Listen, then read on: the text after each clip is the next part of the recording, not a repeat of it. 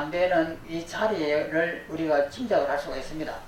그러면 이 자리를 제1이제라고 하는가 이렇게 착각을 한다 이 말이에요. 그것이 아니에요. 제2제라고 하는 것은 세속제가 부서져갖고 자유로운 것이 제1이제예요. 이 안에 있는 이 맑은 부분이 아니라, 그래서 세속제와 제1이제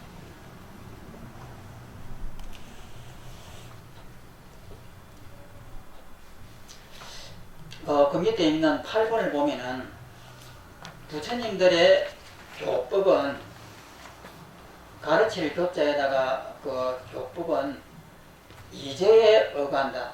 두 개의 진리에 의거한다. 그것은 세간에서 행해지는 진리와 세속제와 성의로서의 진리다. 성자는 승리할 성자고 어자는 얻어자입니다. 최고의 의미, 이것을 성의라고 이렇게 하는데, 이것을 제1이제라고 보통 하면 더 편해요. 그 성의라고 이렇게 번역하는 데도 많이 있습니다. 그 세속제와 제1이제.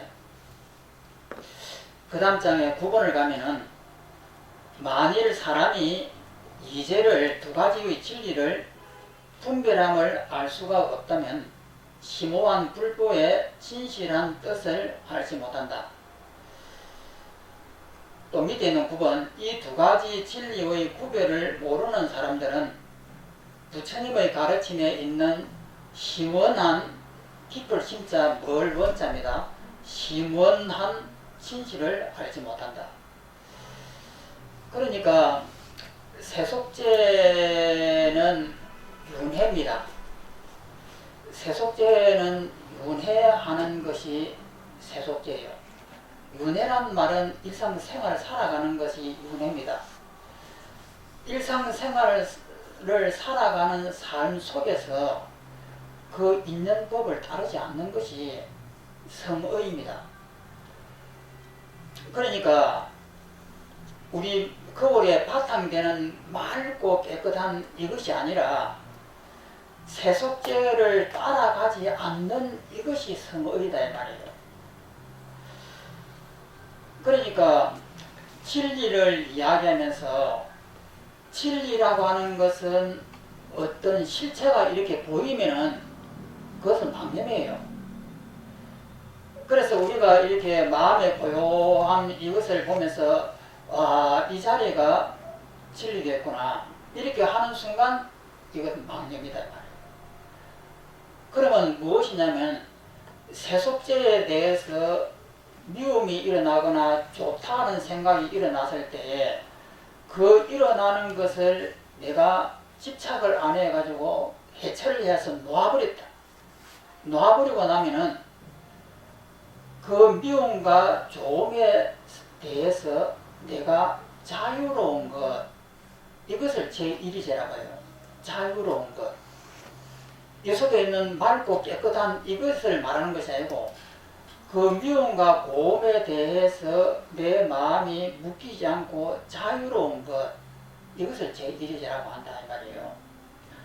그러면 이것을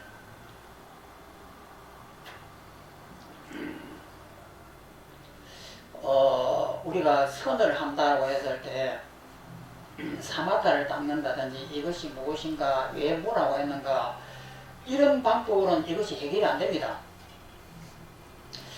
그러면 무엇이냐면은 이것을 역으로 추적을 해가지고 자기의 집착이 무엇인지를 이렇게 파악을 해서 그 집착에 붙어있던 내 나의 지려고 하는 그 마음을 놓아버리는 것이에요. 그래서 그 마음을 놓아버렸을 때에 일체의 상이 사라져버립니다. 상이라고 하면은 우리는 지금 이 앞에 있는 이런 것들이 좀 상이에요. 책상도 보이고 방바닥도 보이고 천장도 보입니다. 이것이 사라져야 돼요. 안 사라진다고 하면 이건 안 되는 거예요. 이것이 허상이라고 했으니까 분명히 사라져야 돼요. 그래서 상이 사라져야 된단 말이에요. 그러니까 일체의 상이 안 사라지면 안 됩니다. 그럼 여기에서 이 책상이 사각형이다. 이 책상의 높이가 얼마다. 이것은 나라고 하는 이 집착을 놓고 이런 것들이 붙어 있는 거예요. 그래서 나라고 하는 집착을 완벽하게 딱 놓아버려서 내 마음이 완전히 죽어버리면은 이런 상들이 붙을 수가 없는 거예요. 그래서 그냥 확 비워져 버립니다. 눈을 뜨고 있어도 비워져요. 그러면 안 보느냐 하면 봐요. 보면서도 그림자다 이 말이에요. 비워져 버리는 거예요. 그러면 눈을 뜨고 있으면서 어떻게 해서 비워질까? 앞이 보이고 뒤가 있는데 어떻게 해서 앞뒤가 없어졌단 말이냐? 불가사의한 일이잖아요. 그러니까 이 현상을 뚜렷하게 보고 있으면 안 돼요. 보자마자 이것이 놓여졌다라고 하는 것은 이 보려고 하는 의지 자체가 다 깨져버린 거예요.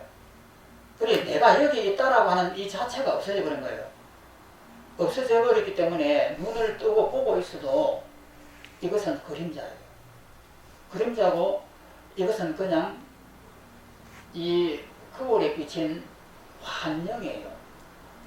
그 속에 있는 무한대의 저 밑에 있는 그 거울의 바탕같이 무한대의 비어있는 현상이 나타나요. 그러면 그 비어있는 그 현상이 진리냐? 말도 안 되는 거죠. 그것은 그 무색의 선정입니다. 그 무색의 선정에 집착을 하면 안 되는 거예요. 집착을 하면은 그것을 갖다가 범아일이라고 해가지고 또 그 집착을 하게 됩니다. 그것이 힌두교의 사상인데 그 무한대의 비어져 있는 거울 바탕과 같은 그 상태에서 삼법인을 깨달아야 되는 거예요. 깨달지 못하고 그 고요하고 무한대의 그 맑아 있는 그 자리를 진리라고 그것을 붙들고 있으면은 뭐가 되느냐? 범아일의 사상이 힌두교가 되어버리는 거예요. 그래서 서가모니는 그것이 아니다고 본 거예요. 그런데 이런 것을 거울에 대한 비유를 설명할 때 반드시 범하는 오류가 뭐냐면 거울의 바탕이 제1이제다라고 이렇게 설명을 하려고 그래요. 많은 분들이. 그것은 굉장히 잘못된 겁니다. 그래서 그 화면에 스크린을 가지고 또 많이 또 비유를 하고 이렇게 하는데 스크린이 영화가 돌아갈 때는 그 막 전쟁이 막 벌어집니다.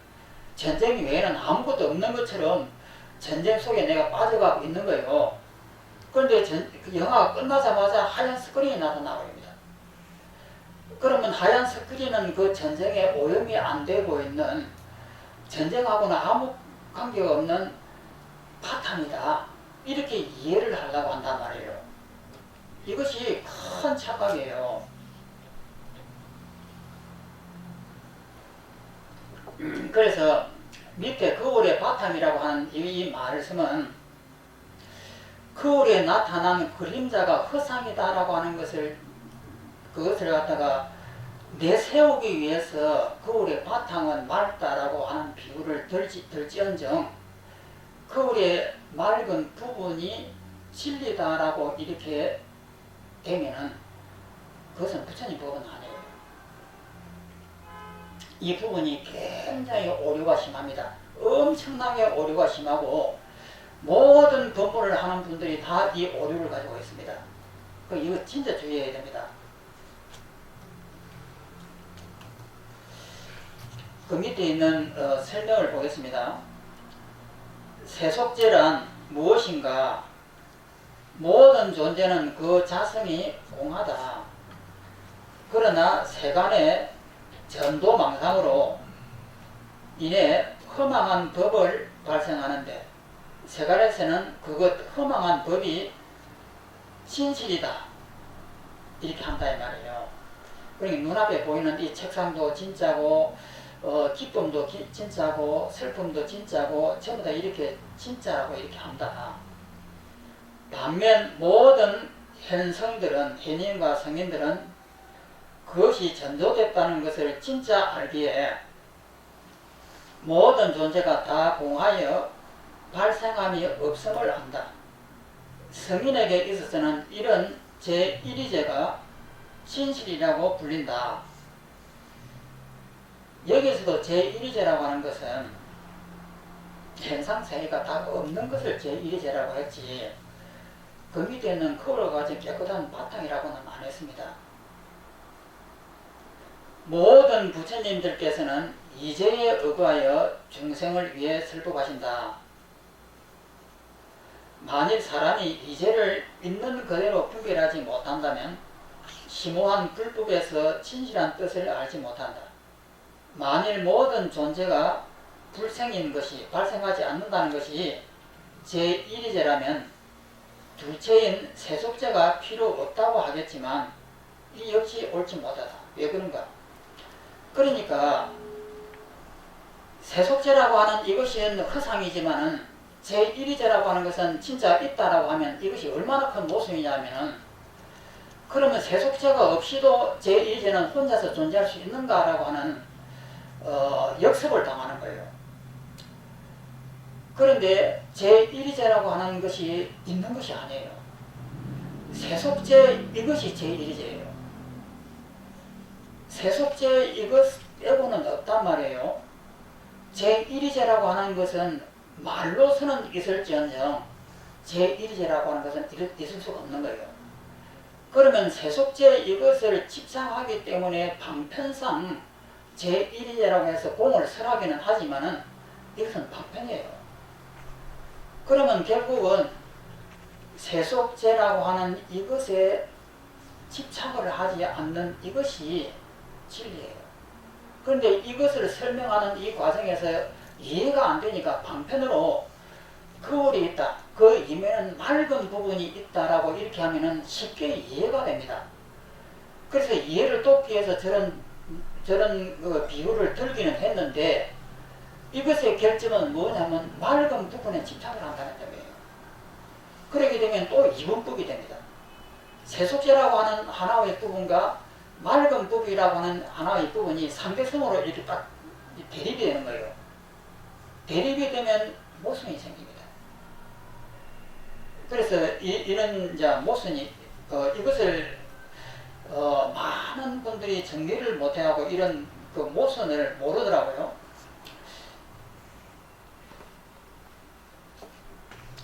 다음에 10번, 만일 속죄에 의지하지 않는다면 제1위제를 얻을 수가 없다. 당연하죠. 상대성이니까. 속죄가 없어도 제1위제가 홀로 남는다고 하면은 말이 안 되거든요. 다시 보면 만일 속죄에 의지하지 않는다면 제1위제를 얻을 수가 없다. 제1위제를 얻지 못하면 열반을 얻을 수가 없다. 넘어갑니다. 읽어보면은 세간의 어느 관습에 의거하지 않고서는 이 세속제입니다. 최고의 의의를 가르쳐지지 않는다.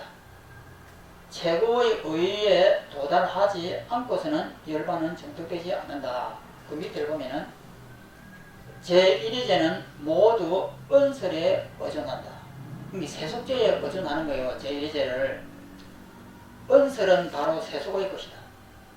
그러므로 세속에 의지하지 않는다면 제1위제를 말할 수가 없다. 또 제1위제를 획득하지 않는다면 어떻게 열반에 이룰 수 있겠느냐. 그러므로 모든 존재가 비록 발생하는 바 없는 것이지만 이제라고 하는 것은 존재한다. 다시 설명해보자. 그러니까 집착을 끊어주기 위해서 독약을 우리한테 주는 거예요. 세속제가 있다, 제1위제가 있다, 이 양분을 가지고 우리를 꼬신다 이 말이에요. 그럼 우리는 거기에 꼬셔 넘어가 가지고 아, 세속제는 허상이구나 라고 알게 되는데, 또 덤으로 잘못 알게 되는 것은 제1위제가 있다는데 또 여기 쏘가버리는 거예요. 세속제가 허상이라고 하는 이것을 설명하기 위해서 방편으로 이 두 개를 나눠서 설명하면 이해가 빠를 것 같아서 했는데, 오히려 이번에는 제1위제에 묶여버리는 거예요. 그러니까 이 논리라고 하는 것이 참 이것을 개발한 사람은 머리가 아플 거예요. 이 중생들은 이 말의 뜻을 넘어 짚어서 알지를 못해요. 그냥 그 말의 끄트머리에 매달린다 이 말이에요. 그 다음에 11번 공을